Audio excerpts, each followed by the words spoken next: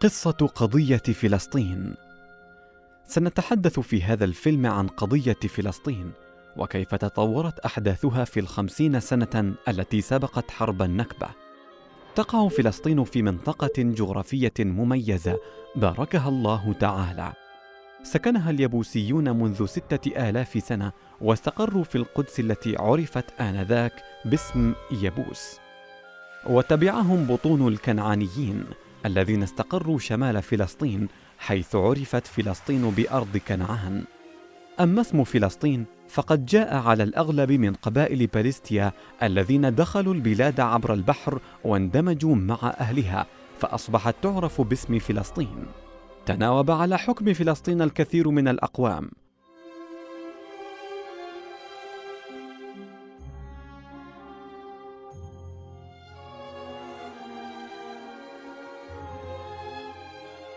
وكان آخرهم المسلمين الذين امتد حكمهم إلى ما يقارب 1100 عام تقريبا.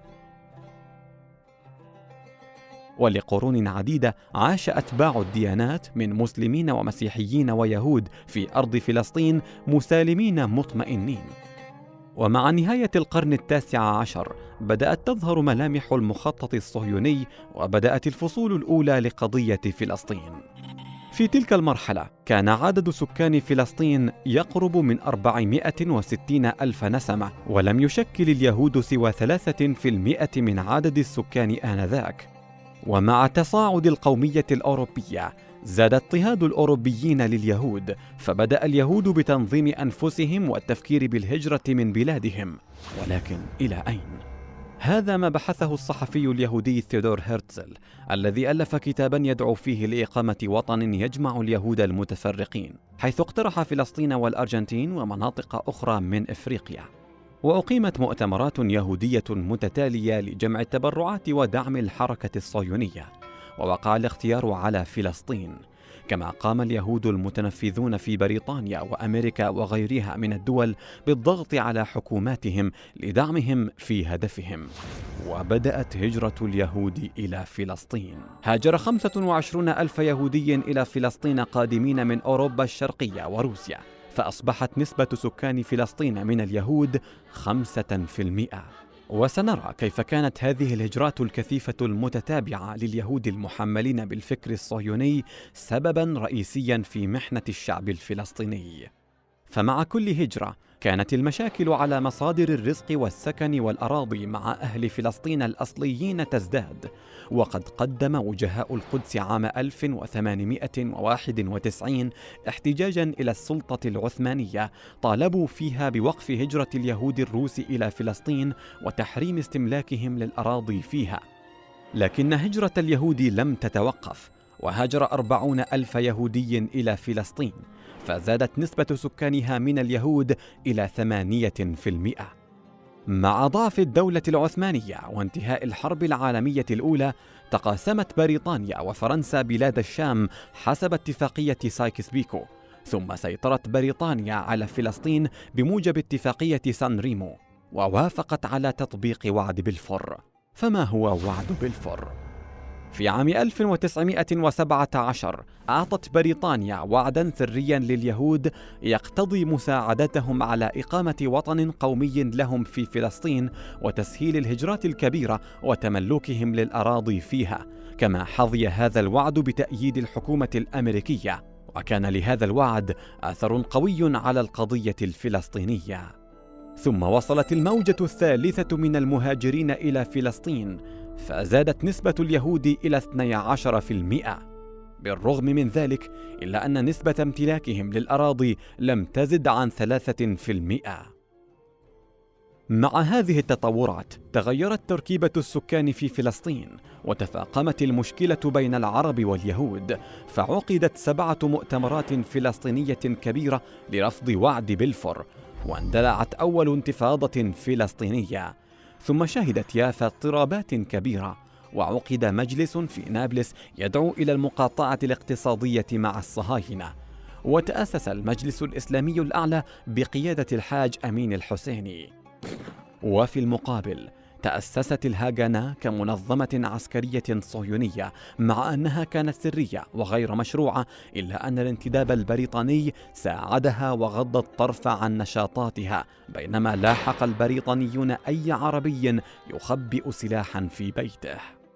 وتوالت هجرات اليهود من بولندا وروسيا وألمانيا وغيرها بشكل كبير، فوصلت نسبة اليهود إلى 17%.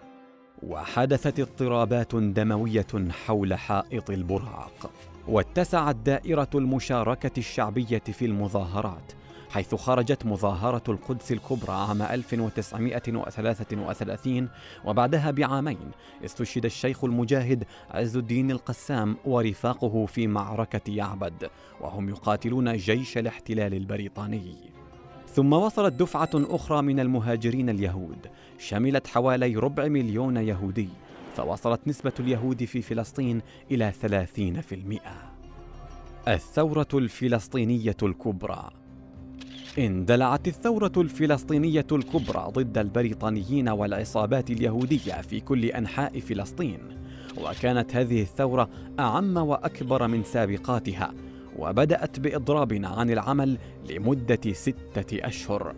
خلال فترة الثورة أسست الحكومة البريطانية لجنة بيل، التي أوصت بتقسيم فلسطين إلى دولة يهودية ودولة عربية، مع بقاء القدس تحت الانتداب البريطاني، وتهجير مئات الآلاف من العرب من مناطق الدولة اليهودية إلى العربية. في تلك الفترة لم يملك اليهود سوى 5.5% من أرض فلسطين، ومع ذلك كانت الدولة اليهودية المقترحة تشمل 33% من أرض فلسطين. رفض الفلسطينيون هذا الاقتراح ولم يقع تحت التنفيذ. وتحت ضغط الثورة قامت بريطانيا بإصدار بيان عرف بالكتاب الأبيض يحظر استمرار الهجرة اليهودية إلى فلسطين خلال 5 سنوات، وعرضت الاستقلال للفلسطينيين خلال 10 سنوات. رفضت الحركة الصهيونية تلك المقترحات، وشنت العصابات المسلحة مثل الهاغانا والإرغون وشتيرن عمليات دموية ومذابح ليس ضد الفلسطينيين فحسب، بل ضد البريطانيين أيضا، من أجل إجبار بريطانيا على الانسحاب من فلسطين لتأسيس الدولة اليهودية. ومن أشهر عملياتهم الدموية تفجير فندق الملك داوود في القدس، الذي كان مركزاً لحكومة الانتداب البريطاني آنذاك. مشروع تقسيم فلسطين. في عام 1947 قررت بريطانيا ترك فلسطين، وطلبت من الأمم المتحدة تقديم توصياتها.